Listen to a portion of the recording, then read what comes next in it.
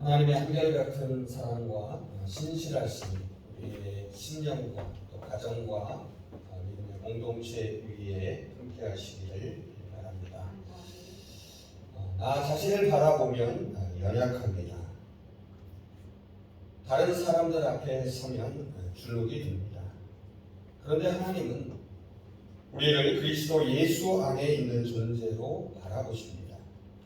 그래서 거룩한 사람, 성도라 부르십니다. 우리의 현실은 불안하고 불의합니다. 하지만 하나님의 미래는 완전하고 평화롭습니다. 우리는 그 마지막 날을 기다립니다.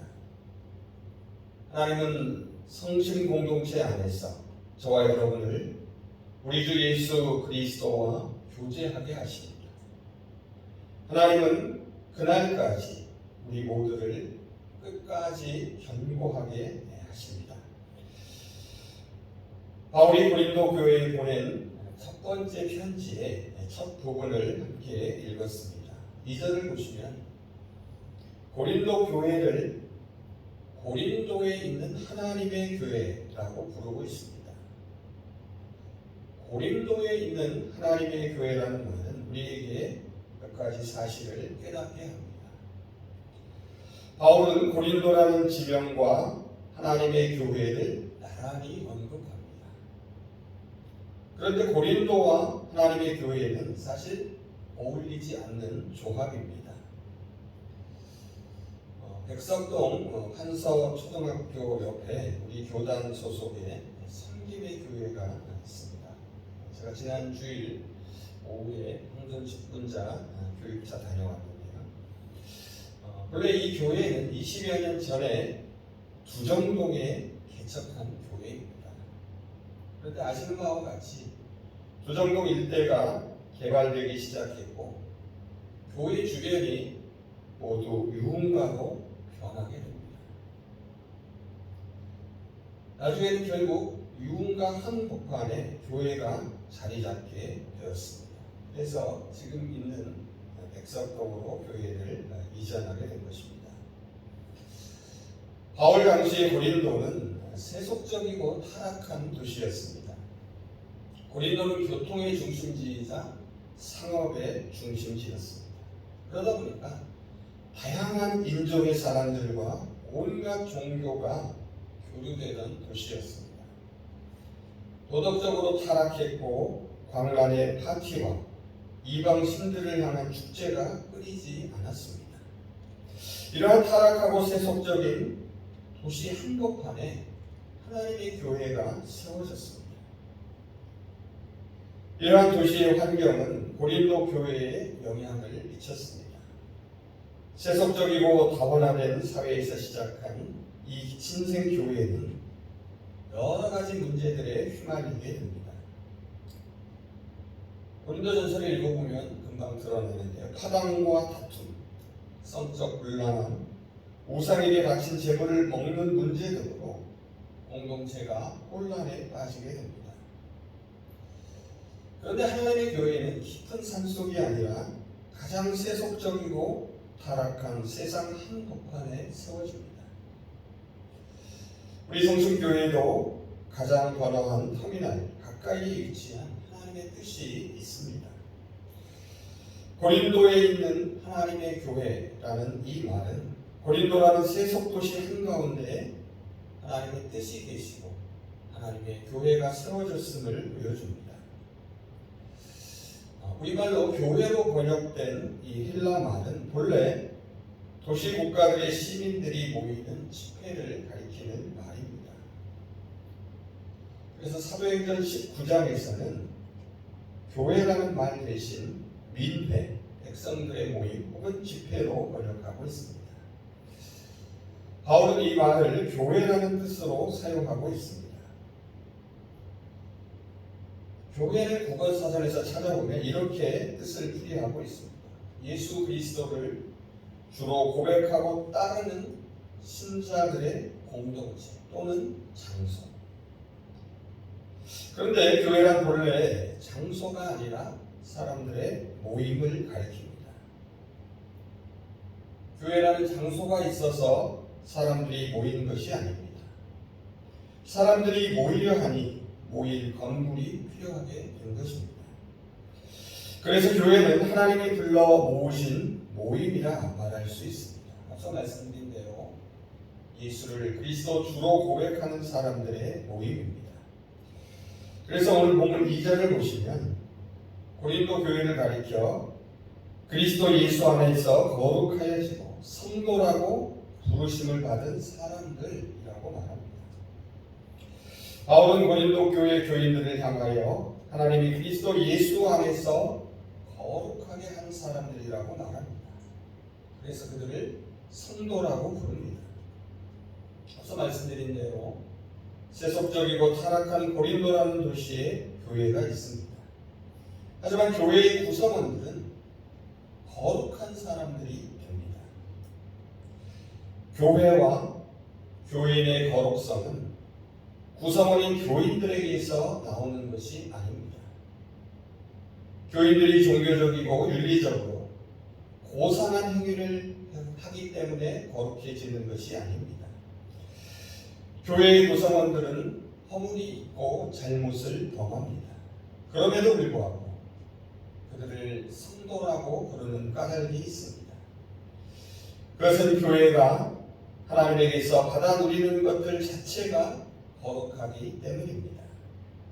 말씀이 거룩하고 성찬과 세례가 거룩하고 은총과 생명이 모두 거룩합니다. 사람들의 모임이기에 교회 안에 실수와 잘못과 허물이 있을 수 있습니다. 하지만 교회는 동시에 하나님의 은총으로 이루어진 하나님의 교회입니다. 로마서 5장 20절에서 바울은 인간의 죄가 많은 곳에 하나님의 은총이 충만히 내린다고 말합니다. 물론 그렇다고 마음대로 죄를 지으라는 말은 아닙니다. 실수와 허물이 있을 수밖에 없습니다. 하지만 오직 하나님의 은총과 자비에 의하여 거룩한 공동체가 될 수 있음을 말하는 것입니다. 신실하신 하나님이 거룩한 공동체로 끝까지 견고하게 세우신다는 사실을 알려줍니다. 그래서 교회는 실수와 허물만 있는 곳이 아닙니다. 치유와 회복이 있는 것입니다. 고린도에 있는 하나님의 교회라는 말은 결국 세속 한가운데 있지만 교회는 하나님에게 속한 것으로서 하나님의 주권과 구원의 의지를 보여줍니다. 어느 누구도 하나님의 교회를 함부로 판단할 수 없음을 깨닫게 합니다. 오늘 말씀 1절과 2절을 보시면 부르심을 받다, 부르다라는 말이 나옵니다. 부르다라는 말에는 크게 두 가지 의미가 있습니다. 하나는 이름이나 명단을 호명하는 것입니다. 다른 하나는 사람을 오라고 부르는 것입니다. 하나님이 우리 각자를 호명하여 불러 모으셨습니다. 하나님이 우리를 사랑하고 믿고 바라시기에 우리를 선택하고 부르십니다. 그리고 하나님의 부르심에는 하나님의 뜻과 의지와 계획이 있습니다. 하나님의 부르심과 선택의 주된 목적은 궁극적으로는 파견에 있습니다. 다시 세상 가운데로 보내는 것입니다. 1절을 보시면 하나님은 바울을 하나님의 뜻에 따라 부르셨습니다. 하나님은 바울을 그리스도 예수의 사도로 부르셨습니다. 사도란 말이 무슨 뜻입니까? 보냄을 받은 자라는 뜻입니다. 하나님이 직접 부르시고 그를 보내셨습니다. 교회의 사명이 바로 여기에 있습니다. 교회의 존재 이유가 바로 여기에 있습니다. 우리 교회 주차장 입구 게시판에 제가 부임하면서 성심교회를 소개한 다음과 같은 대목이 있습니다. 우리 성심교회는 건물이 아닌 예수를 믿는 사람들의 모임을 교회로 여기며 지역사회를 섬기고 시대적 사명을 감당하고자 힘을 쓰는 교회입니다. 우리 성심교회는 세상에 흩어지기 위해 모이기를 힘쓰고 하나님을 사랑하고 하나님이 사랑하는 사람들을 사랑하고 섬기기 위해 스스로는 가난함을 지향하는 교회입니다. 올 한 해 복음의 사람으로서 예배자로서 우리의 삶의 자리를 거룩하게 만들어가는 저와 여러분이 되시기를 바랍니다. 고린도 교회 교인들은 성도라고 불리워졌습니다. 하지만 그들이 실제로 참신앙인이었다라고 말할 수는 없습니다.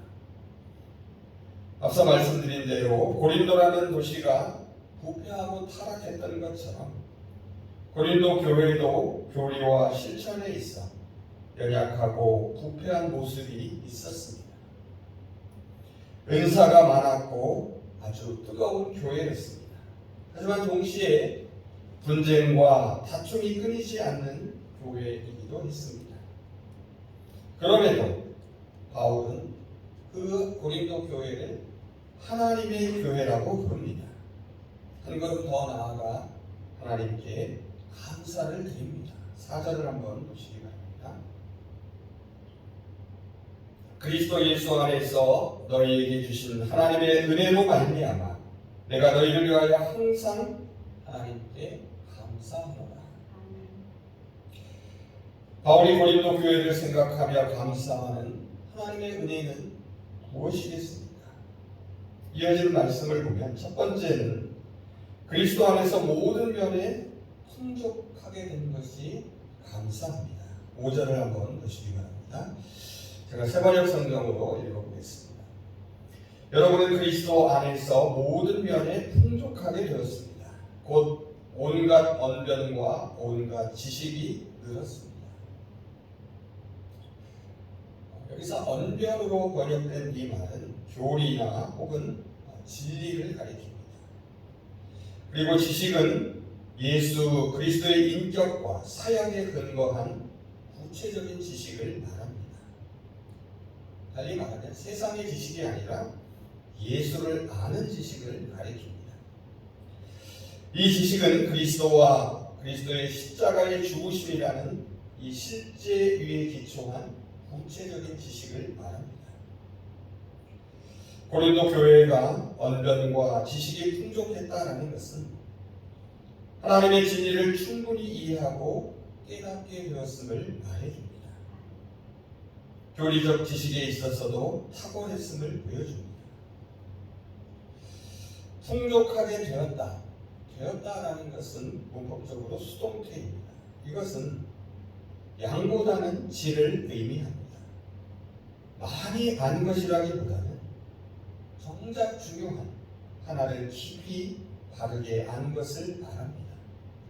오직 예수 그리스도에 대한 일들을 알고 말하는 일에 있어서 하나님께서 풍성히 축복해 주신 것을 가리킵니다. 풍족하게 되었다. 앞서 말씀드린 대로 스스로 그렇게 된 것이 아닙니다. 하나님께서 풍족하게 부어주셨다는 뜻입니다. 우리 인간의 태생적인 특징은 결핍입니다. 인간은 결핍을 채우기 위해 경쟁하며 남의 것을 빼앗습니다. 하지만 결핍은 결코 채워지지 않습니다. 하나님이 당신의 풍족함을 우리 인간에게 내려주실 때에 인간의 결핍을 채울 수 있습니다. 인간은 하나님의 충만함으로만 결핍에서 벗어날 수 있습니다. 바울이 두 번째로 감사하는 하나님의 은혜는 그리스도의 증거, 즉 그리스도에 대한 증언이 확고해진 것입니다. 6절을 한번 보시기 바랍니다. 제가 6절을 공동 번역으로 읽어보겠습니다. 여러분은 그리스도에 관한 증언에 깊은 확신을 가졌으며, 여기서 그리스도의 증거란 바울이 고린도 교회에 전한 그리스도에 대한 말씀을 말합니다. 고린도 교회는 바울을 통하여 예수가 그리스도 주시라는 복음을 들었습니다. 그리고 이 복음으로 인하여 말과 지식에 있어 견고하게 되었음을 보여줍니다. 교회는 그리스도에 대하여 증거할 때에 공동체로서 든든하게 세워지게 됩니다.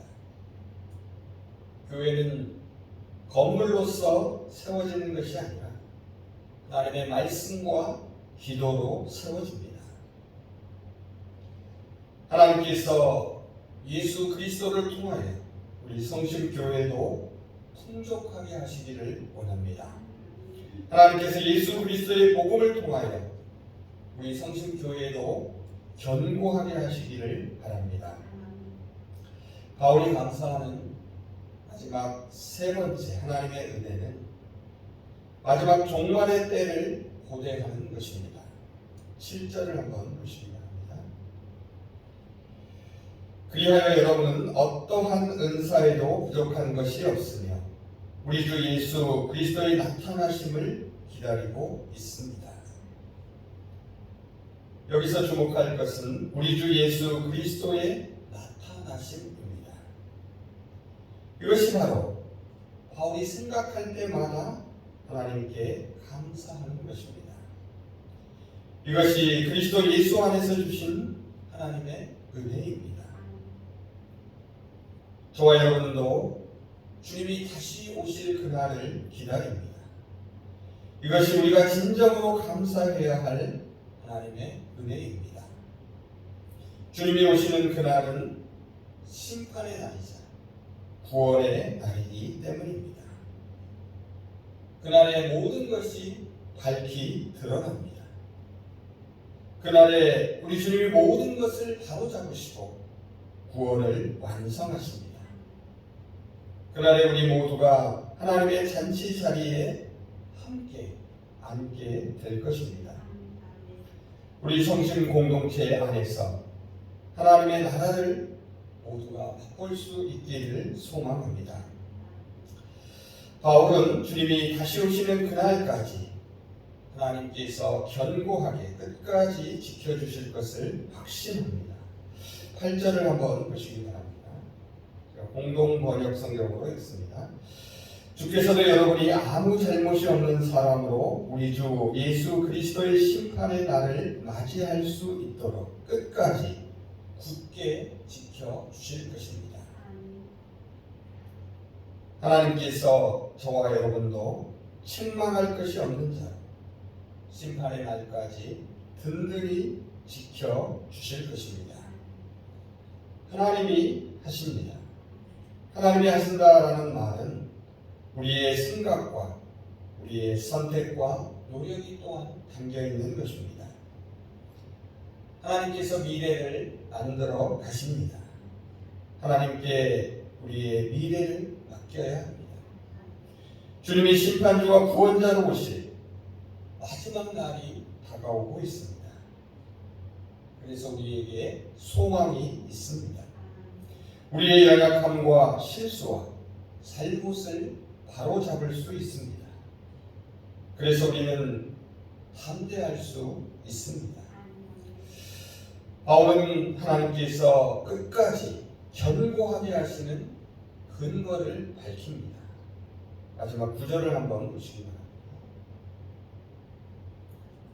하나님은 신실하신 분이십니다. 하나님께서는 여러분을 부르셔서 그 아들 우리 주 예수 그리스도와 친교를 가지게 하여 주셨습니다.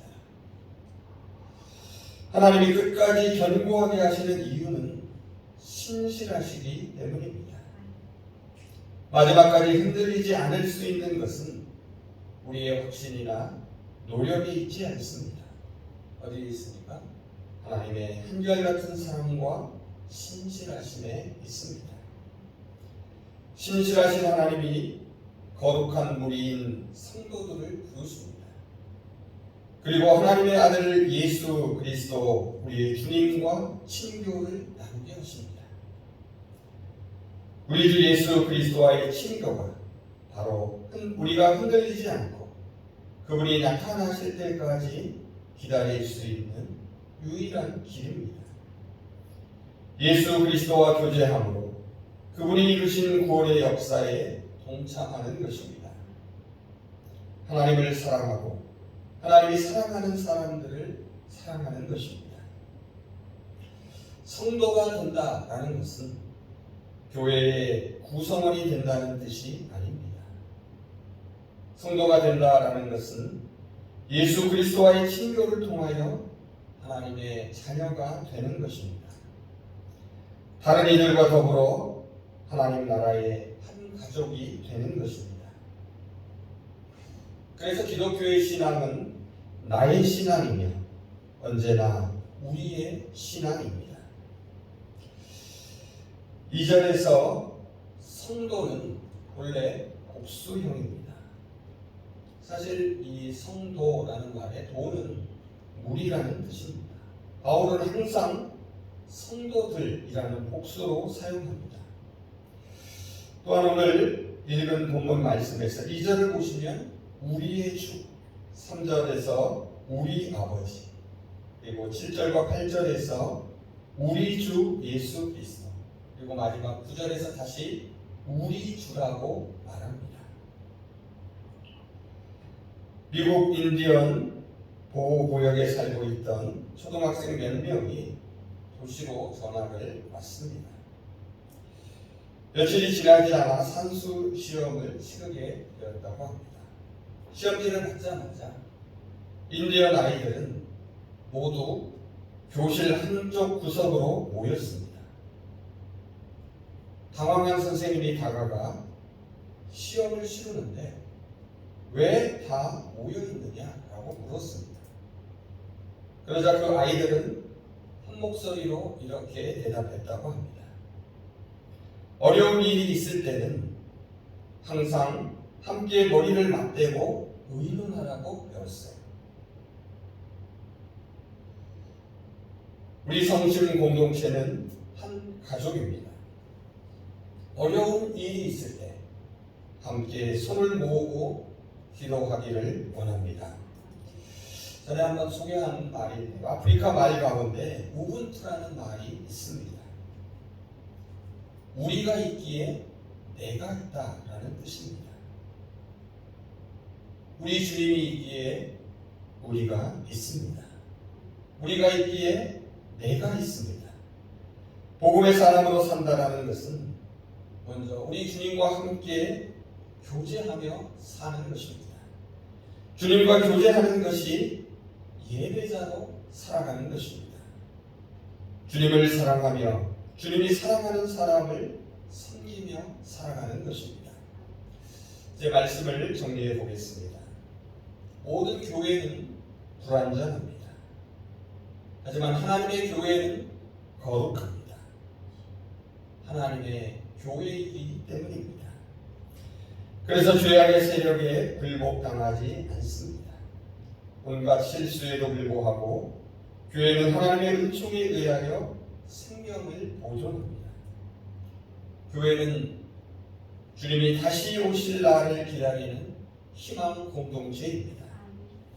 하나님은 우리 주 예수 그리스도의 날에 우리를 책망할 것이 없는 자로 만들어 가십니다. 저와 여러분을 끝까지 견고하게 하십니다. 거룩하신 하나님께서 하십니다.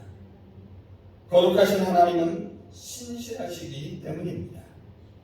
신실하신 하나님은 저와 여러분을 우리 주 예수 그리스도와 더불어 교제하게 하십니다. 그래서 말씀과 기도로 주님과 함께하는 한 우리는 끝까지 흔들리지 않습니다. 종교개혁자 루터에게 멜랑톤이라는 동역자이자 친구가 있었습니다. 그는 실수와 잘못을 범하면 어떻게 하나 하는 두려움에 결정과 행동을 주저했습니다. 루터는 그에게 이렇게 말했습니다. 우리는 실수합니다. 하지만 하나님은 실수하지 않으십니다. 우리는 불완전합니다. 하지만 하나님은 완전하십니다. 우리는 스스로를 믿을 수 없습니다. 하지만 하나님은 신실하십니다. 우리는 세상을 살아가는 한 죄를 짓게 됩니다. 이 세상은 의로움이 사는 장소가 아닙니다. 당신은 우리의 죄를 계속하기 위하여 치러내신 어린 양의 대가가 그렇게 작다고 생각하십니까? 그리스도에 대한 당신의 신뢰를 더 크게 하고 죄와 죽음을 이기신 그리스도 안에서 기뻐하십시오. 세상에는 결정이 없고 선하고 순수한 것은 없습니다. 어떠한 결정, 어떠한 행동을 하더라도 죄를 지을 수밖에 없는 것이 세상입니다. 때로는 생각하지 못한 결과를 초래하기도 합니다. 때로는 발등을 짚고 싶을 정도로 후회할 때도 있습니다. 그렇지만 머뭇거리며 주저앉아 있어서는 안 됩니다. 자신이 옳다고 믿는 바를 과감하게 밀고 나가야 합니다. 그리고 스스로 하나님 앞에서 책임을 져야 합니다. 결과는 하나님께 온전히 맡겨야 합니다. 우리 주님이 마지막 날에 모든 것을 바로잡으시고 구원을 온전히 이루어 가십니다. 우리 주님의 나타나심을 고대하면서 담대하게 발걸음을 내어 듣기를 바랍니다. 신실하신 하나님이 저와 여러분을 견고하게 끝까지 붙잡아 주실 것입니다. 이제 바울을 통하여 들려주시는 주님의 말씀을 들으며 설교를 마치겠습니다. 우리 주 예수 그리스도께서 나타나실 날에 여러분이 흠잡을 데 없는 사람으로 설 수 있도록 주님께서 여러분을 끝까지 튼튼히 세워주실 것입니다. 하나님은 신실하신 분이십니다. 하나님께서는 여러분을 부르셔서 그 아들 우리 주 예수 그리스도와 친교를 가지게 하여 주셨습니다. 아멘. 기도하겠습니다. 신실하신 하나님, 우리 주 예수 그리스도의 날에 책망할 것이 없는 자로 끝까지 견고하게 하여 주실 것을 믿습니다. 저희 스스로를 바라보면 부끄럽고 연약합니다. 다른 사람들 앞에서 주눅이 들고 실수를 범합니다. 그럼에도 저희를 그리스도 예수 안에서 거룩한 자들, 성도로 불러주신 것은 전적인 하나님의 은혜임을 고백하며 감사를 드립니다. 세상 가운데서 믿음의 공동체를 세우시고 우리 주 예수 그리스도와 더불어 교제하게 하시는 신실하신 하나님, 저희들을 끝까지 흔들리지 않게 하여 주시옵소서. 저희의 불안하고 불의한 현실 속에서 하나님의 앞날을 바라보게 하시며 주님이 다시 오셔서 모든 것을 바로잡고 온전한 구원을 이루실 것을 믿으며 지금 여기에서 담대하게 복음의 사랑 예배자로 살아가게 하여 주시옵소서. 예수 그리스도의 이름으로 기도합니다. 아멘.